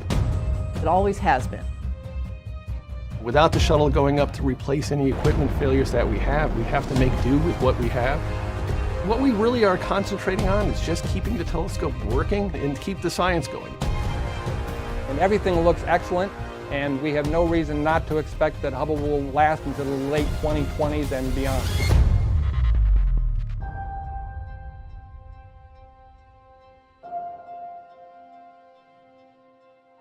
My name is Mike Wins, and I'm the lead systems engineer for what's known as the Optical Telescope Assembly of the Hubble Space Telescope. I'm in charge of what's known as defined guidance sensors. These are the instruments that actually help Hubble do the exquisite and precise pointing that it does. Right now we're getting ready to perform an observation. The telescope is going to be trying to go to acquire some guide stars in just a few minutes here. The stock is the Space Telescope Operations Control Center, where we send commands to the spacecraft. On a daily basis, we have to send up what's known as command loads. Accepted. DTMR is good. Step 3 is complete. Because the computers on Hubble are very old and they have very little memory, in fact, most of your memory sticks today are 20, 30, 100 times bigger than Hubble, we have to send up essentially a load of all the commands Hubble's going to be doing for the next 24 hours. On a routine basis, we always keep 24 hours of instructions on board, so it's routinely updating for the new sequence 24 hours in advance. We'll start with doing our premise uplink. Hubble is always working, it's always doing something, it's always doing some sort of observation or calibration or getting ready for the next task. We'll be logging on forward at 14:33:17. Hubble is truly a 24/7, 365-day-a-year instrument, so the Hubble can keep on going. It never stops. And we are configured. It's been verified. Now we do have to, because of this low Earth orbit we're in, the actual observations, when we're taking a picture of something or doing a science observation, we actually have to wait because sometimes the Earth gets in the way. So we have to pause, wait until the Earth gets out of the way as we go back around and start the observation back up. You have constraints. You don't want the optics pointing at the sun, and you don't want the instruments to have their shutters open when you're looking at the Earth, because the Earth is bright for them. And then we have the South Atlantic Anomaly, the SAA, which is a portion of the Earth where we get proton hits that will affect the electronics in Hubble and can also affect the instruments in Hubble. And so we have to plan out very carefully our targets and observations. We have a timeline that's laid out to maximize the efficiency of it. Hubble can actually take observations during day and night passes. Every 95 minutes, we go around the Earth. The batteries will charge from the solar rays during the day pass, and then at night, batteries power the observatory so we can continue observing. The scheduling with Hubble, we're trying to put it together as efficiently as possible, minimize our gaps. The goal is to constantly keep it busy. We're constrained to a certain extent, but whenever we have visibility, we are observing. The demand for use of the Hubble Space Telescope from scientists around the world is very high.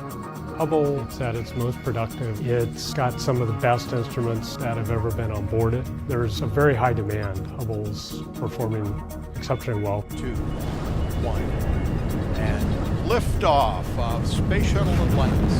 The final visit to enhance the vision of Hubble into the deepest grandeur of our universe. Since the final Space Shuttle servicing mission, we're using Hubble to get the best kind of science return we can from the suite of instruments that we have. So our focus now is on making sure we get the best science while it's still operating so well. Luckily, at the end of the last servicing mission, we were actually left with a telescope in great condition, but Hubble is getting older and older. It's a very old telescope.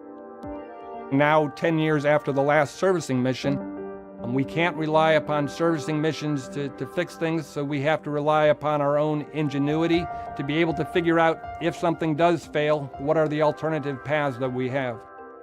For the telescope to keep giving us this peak science, we need lots of things to be working together very well on the telescope. We need a pointing accuracy system that is outstanding and keeping that whole system healthy and functioning so that we can point Hubble very accurately even while it's whizzing around Earth in its orbit. For the telescope to be able to do the science it needs to do, we have to hold it very, very steady.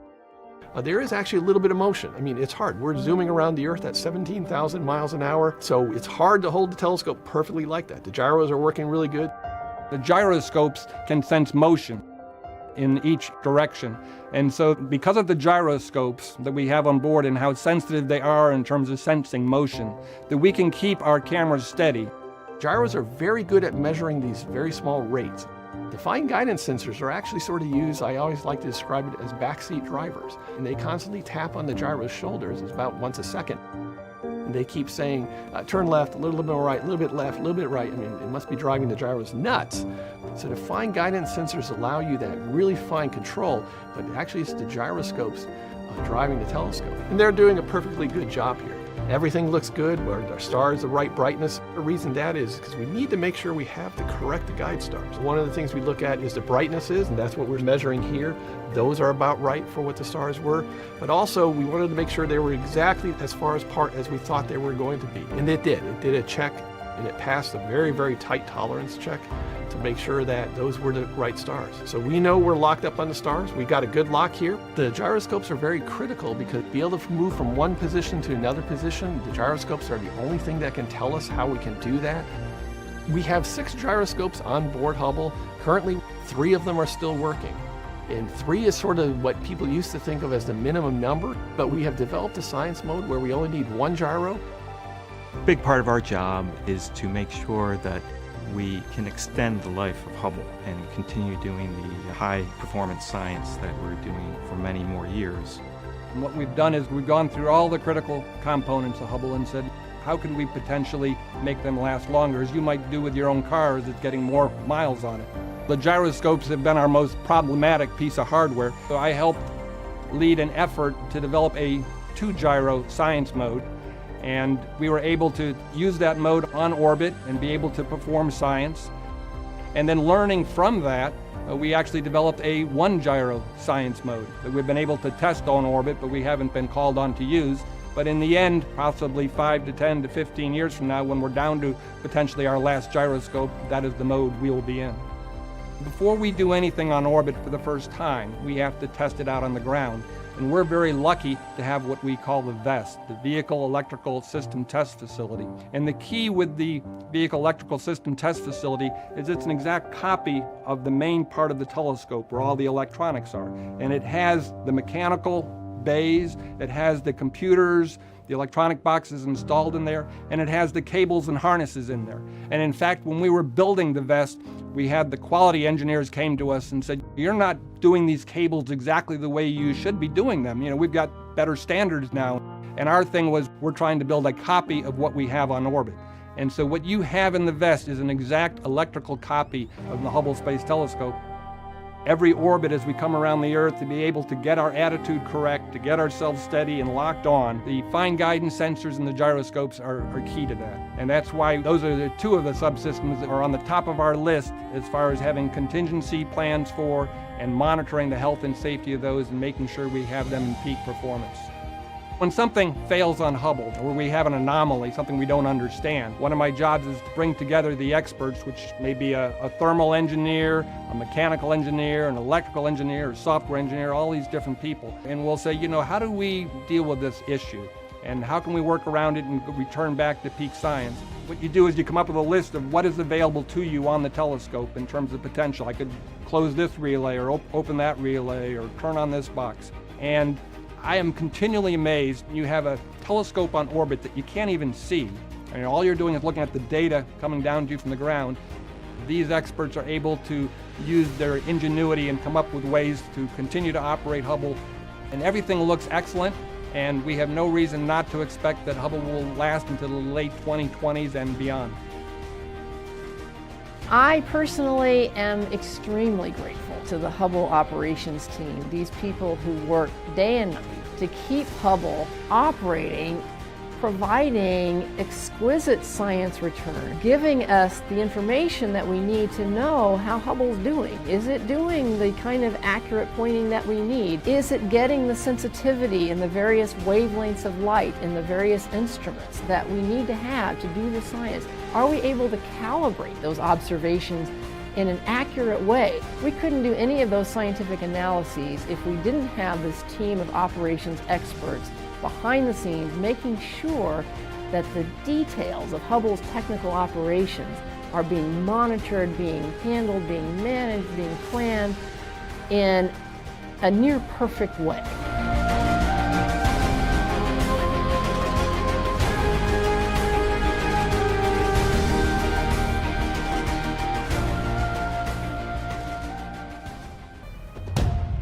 Because the Hubble Space Telescope is so scientifically effective right now, scientists are using Hubble to investigate some of the deepest mysteries of the universe. One of the primary things Hubble has been doing is looking at the atmospheres around exoplanets. If you had asked the guys who built Hubble and designed Hubble, they would have sworn Hubble could never, ever do this. That's one of the things I love about Hubble, is that it ends up giving us new questions, new mysteries to explore.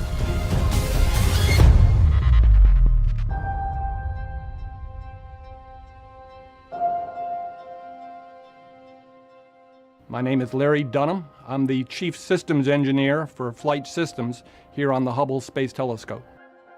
I started on the Hubble program back in the summer of 1982 when Hubble was being built out in California. First telescope in space to be designed so that we've got what we call orbital replacement units. They're modular boxes with handrails on them so the astronauts can go up and just pick and play. They've got nice connectors on them that make it easy for the astronauts with their big gloves to be able to put them in and out. We've had 5 servicing missions. We have replaced some equipment multiple times, especially the instruments. We're always going with the advanced technology. The telescope we have today on orbit is not the telescope that we launched originally. We've been able to replace all 5 of our science instruments with instruments that have the technology that didn't even exist when Hubble was being built originally. The Hubble Space Telescope is really an observatory because it has several science instruments, several modes of operation. We have multiple cameras, multiple spectrographs. They each have different capabilities in terms of their sensitivities or the kinds of frequencies they can receive the electromagnetic spectrum. We can also use Hubble in different kinds of intriguing modes depending on what we're trying to observe. There are different types of observing scenarios, and one of the things the scientists have been able to do is they've been able to come up with very interesting and unique observing scenarios that allow them to do science that they never thought they could do before. Because the Hubble Space Telescope has been operating for a long time, it's giving us what we need to explore the universe in deep ways that would never have been possible when Hubble was first launched. For example, scientists wondered whether we could use Hubble in an innovative mode in recent years, basically scanning objects slowly instead of just staring at them. In some cases, that gives us a higher sensitivity to what we're trying to observe. And we're using that special mode on Hubble now to get better information about many types of things in space, including to be able to study planets around other stars, what we call exoplanets, planets outside of our own solar system. What Hubble's been able to do is, as the planets go in front of the stars that they're going around, the spectrographs can detect changes, very small changes in the spectrum. This has allowed them to do exoplanet atmospheric studies. This is something that Hubble has sort of really stepped up to the plate and has been just phenomenally good at. Spectrographs have really sort of been leading that. If you ever see things about, oh, a new exoplanet was discovered that has this in the atmosphere or that in the atmosphere, or we think it's made of this, it's the spectrographs which have shown you that kind of information. For doing a lot of the exoplanet observations, you have to catch what's known as a transit. One, the orbit of the exoplanet has to be such that it's going to go between you and the star it's going around. We can't just do an exoplanet observation whenever we want or whenever it's convenient. We have to do an exoplanet observation when it's first starting to go into the star. And so they have to know very accurately the timing of that. We have to schedule it ahead of time. This is not something that Hubble can get around to when it wants to. We have to say, no, at this point in time, on this date, you have to be pointed here and you have to be looking here. We had to really think about how to schedule this. A lot of thought goes into it. A lot of thought goes into the planning and of the execution. The Hubble operations team are quite willing and capable of using the telescope in new modes and new innovative ways that enable us to accomplish science that we wouldn't otherwise be able to accomplish. We asked them, would it be possible to use Hubble to track something moving quickly across the sky? And they figured out a way to use Hubble in a vast tracking mode that enable us to do explorations and discoveries that astronomers didn't envision using Hubble for when it was first designed. Now, when we're observing our planets, when we're observing Jupiter or Saturn or Uranus or Neptune, they move also. We have to move the telescope because they're just going around the sun. They're actually moving because they're really moving. And so we have to move with them. We're observing asteroids or comets. We have to chase after them. Oumuamua, we know came from outside of our solar system, is like a big asteroid that was detected whizzing through our solar system. We wanted to use Hubble to observe this as well, and we were able to track it. This is not a simple operation. It's moving at more than 100,000 miles an hour, so being able to observe this and track it is a wonderful capability that the operations team has enabled Hubble to have. The telescope is big, it's massive, it moves about the same speed as the minute hand on a clock. So to move from pointing one thing to go completely around the other one takes us a half an hour. It is not a very fast motion. We actually use a very interesting technique. It's using Newton's third law. We have these very large reaction wheels on it. They're about 2 feet across, very, very heavy, very, very massive wheels. You start spinning those wheels one way, the telescope will spin a little bit in the opposite direction. This is how we can move the telescope from one part of the sky to another part of the sky. Once we've moved the reaction wheels and we've moved the telescope so we're in the right spot, now we have to get in the exact location to put the target in the science instrument aperture. What's going to happen now is the FGSs are going to start talking to the telescope, talking to the flight software computer and saying, I want you to move the telescope over here a little bit to be able to position the science for the science aperture. Most of the time we use the Hubble Space Telescope to do observations that have been planned quite a bit in advance. Observers around the world, astronomers will write proposals. We will then take those accepted proposals and observe whatever it is that the astronomer has proposed. But sometimes there are things that happen that are unexpected or rapid events that we need a more rapid response. We have a capability of what we call a target of opportunity. And that's when something unexpected happens in the universe that astronomers, they want to immediately jump on that as fast as possible with Hubble. Case in point was the gravitational wave detection to neutron stars colliding. A target of opportunity was submitted for Hubble to actually go look at the remnant and see if we could find it. We had the engineers run through it. We got new commanding sequences from the Space Telescope Science Institute. We were able to run all that through, and then we executed on orbit. We have to respond very fast. We produce a new schedule and set of command loads. We can modify a lot of the flight software, modify how the instruments are commanded. It allows us to change. We can react very quickly. What Hubble has done compared to what we were thinking Hubble could do is just amazing. Hubble's had its fingers in almost everything, a neutron star collision, looking for all the supernova, all this stuff going on with dark matter, dark energy, exoplanets. Hubble has just been constantly finding new things. Now we're looking at these interstellar comets and these interstellar asteroids visiting us. It's really been spectacular to watch. There really are two key aspects to Hubble's design that have enabled us to last the 30 years that we have, and that is really the redundancy that we have on board, and then it's the servicing, putting in new and improved instruments, and being able to improve the hardware with lessons learned over the 30 years of Hubble operations. We are now at our peak performance. The Hubble Space Telescope has had a profound impact, not only on astronomy. It showed that humans in space and science can go hand in hand to enable us to explore space in richer ways than we could ever do with either just astronauts alone or just with instrumentation alone. By using these skills together, new vistas of exploration are open to us, and that lesson is something we're still benefiting from as we envision future space exploration. Go ahead. Okay, we have a go for release. Okay, Charlie. It's amazing with a program that's lasted the duration that Hubble has lasted, that the astronomers up at the Space Telescope Science Institute continue to come up with new things that they want to try to do with Hubble, and we certainly hope that we'll be able to continue to provide that kind of capability to them into the late 2020s and beyond.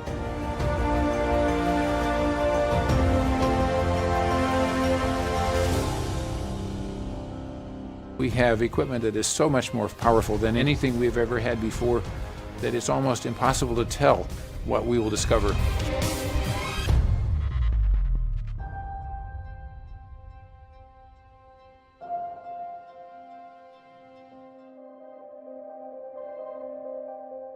Hubble's accomplishments include something called the deep fields, looking out into space and collecting light, sometimes for many days. These deep fields have revealed visually to us a universe absolutely teeming with galaxies, hundreds of billions of galaxies. One of the neat things about the ultra deep field, and one of the things that made it so unique was how long it took us to take that image. There's an exposure time that's expressed, I think it's 11.2 days. There's a very, very long exposure time. But probably what's more important is how many orbits it took us to do that. 400 orbits of Hubble data to take that image. You only get 15 orbits a day. To take 400 orbits and say, we're going to observe this one spot in the sky for 400 orbits. And the really unique thing about that was they picked a spot where there wasn't anything. They looked and they said, there's absolutely nothing here. And they said, you want to spend 400 Hubble orbits looking at nothing? And they said, yes, because we want to see what it can see. And I think the results from the science, I mean, it was amazing. What they saw was spectacular.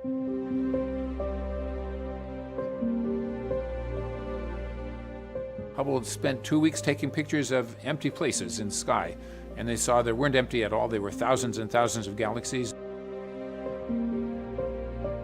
We were amazed how many galaxies we've found, and we continue to go back to that portion of the sky to increase that visibility. The Hubble Space Telescope is an outstanding time machine. It's incredibly important for our studies with the Hubble Space Telescope to realize that when we're looking at a galaxy, we're seeing it as it was millions of years ago, sometimes billions of years ago. It's taken that long for the light to get to us. What you're looking at with a telescope, of course, is the light from billions of light years away. So the further you look, the more you're going back towards the Big Bang and understanding how the universe was formed. What Hubble has revealed is that the universe has in fact changed over these billions of years of time. The early galaxies, the very distant ones as we see them, are simple. Sometimes they're messy looking, they're small, they haven't had time yet to form that grand spiral structure. Over time, we see galaxies actually merging with other galaxies and growing bigger and bigger, and those mergers can look like train wrecks in our Hubble images.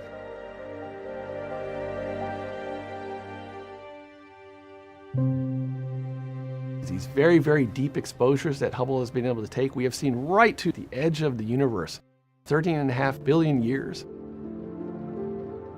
When Hubble was first designed and envisioned, it was never thought it could actually see that far out. But because of the advances in the instruments that we've been able to put up on the telescope, and also the cleverness of the scientists, they've come up with very interesting observing scenarios, doing these really deep exposures where we just sit there for orbit after orbit after orbit, gathering the photons. We've been able to push Hubble out very, very far.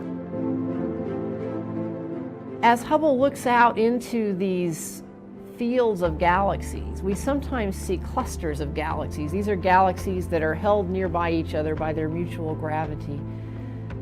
These clusters are massive conglomerations. There's so much mass that they have an actual observable impact on space-time itself.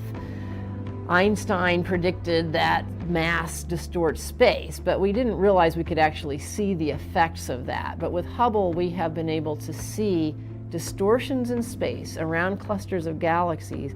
The way we see that is when light from a background galaxy travels through that cluster of galaxies or around it due to this gravitational lensing effect. The lensing also magnifies that background galaxy, so if we look in some of these distorted arcs, we can see more detail than we would ever have been able to see without gravitational lensing, nature's boost. There are observations where we're explicitly looking for the lensing, and they're getting science out of that just otherwise would just not be doable. Hubble has really taken that to a next level. It's doing large amounts of astrophysics that it's just never been able to do before.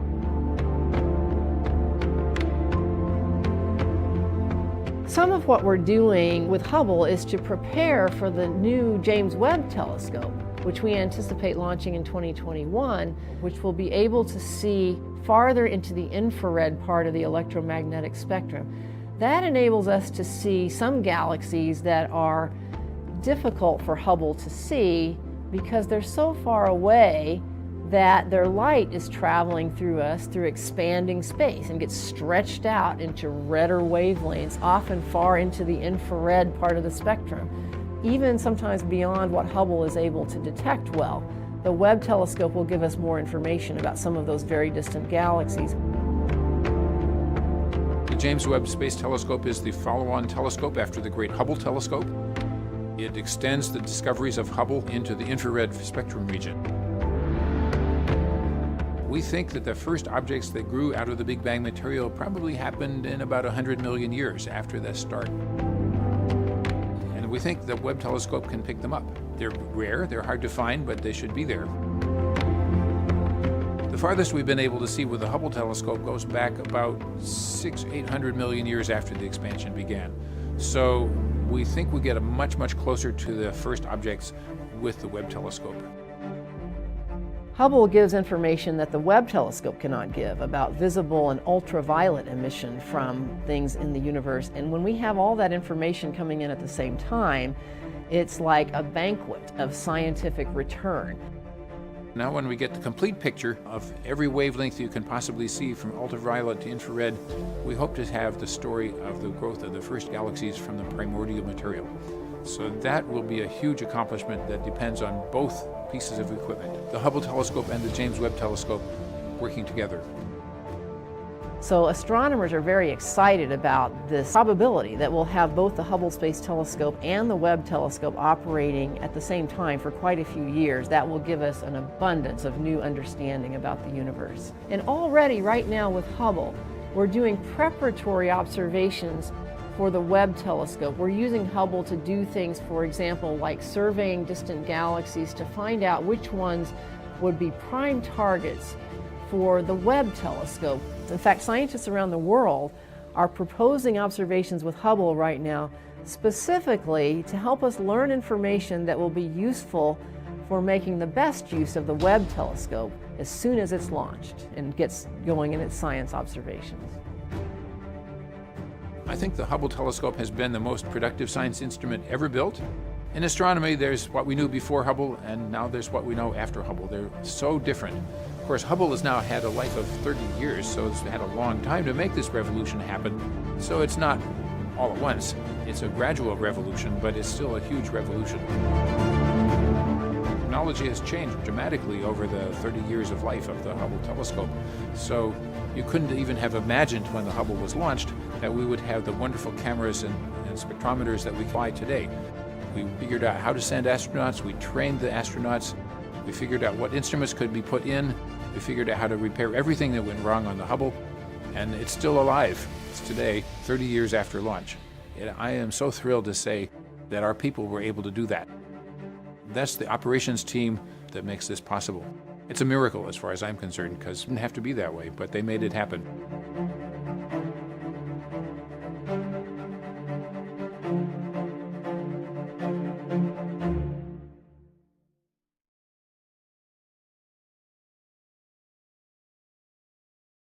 As a gaseous world with a rocky core. Starting out at several times the diameter of Earth, this so-called sub-Neptune quickly lost its early hydrogen and helium atmosphere due to the intense radiation of the young hot star it orbits. Then, the planet was stripped down to a bare core about the size of Earth, and that's when things got interesting. To the surprise of astronomers, Hubble observed an atmosphere which, according to their theory, is a secondary atmosphere that is present now. Based on a combination of direct observational evidence and inference through computer modeling, the team reports that the atmosphere consists of molecular hydrogen, hydrogen cyanide, and methane, and also contains an aerosol haze. Scientists think hydrogen from the original atmosphere was absorbed into the planet's molten magma mantle, then slowly released through volcanic processes to form a new atmosphere. Though this hydrogen continues to escape into space, the secondary atmosphere is replenished by volcanic gases that seep through cracks in the planet's thin crust. Scientists are wondering how many other planets might have started out as gas giants but became smaller and rocky after their early atmospheres evaporated away. Astronomers hope to use the upcoming James Webb Space Telescope's infrared vision to detect hot areas of volcanic activity on the planet. GJ 1132b might be orbiting a distant star 41 light-years away, but thanks to the Hubble Space Telescope, it just got a little bit closer.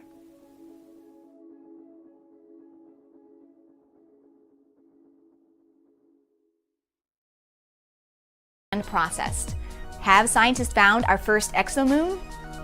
Looks like they still need more observations to be 100% sure.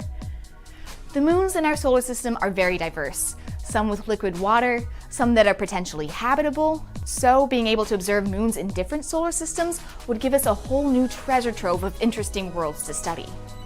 The team of astronomers from Columbia University sifted through data from 284 Kepler measurements of transiting exoplanets. A transit happens when a planet passes directly between us and its star and blocks out a small portion of the star's light, which produces a dip in the amount of light coming from that star over time, called a light curve. If there's a moon on either side of the planet, we might be able to see a second, smaller dip in the light curve.